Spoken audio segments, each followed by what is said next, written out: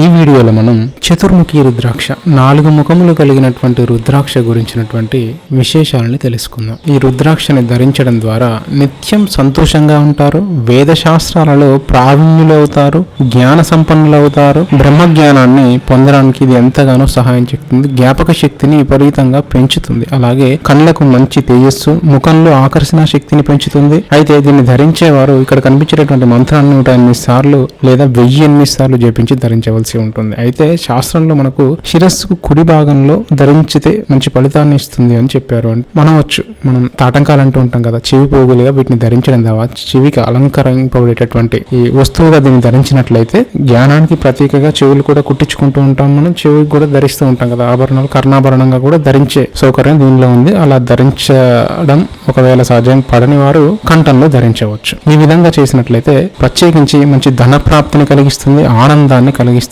అని మనకు చెప్పడం జరిగింది.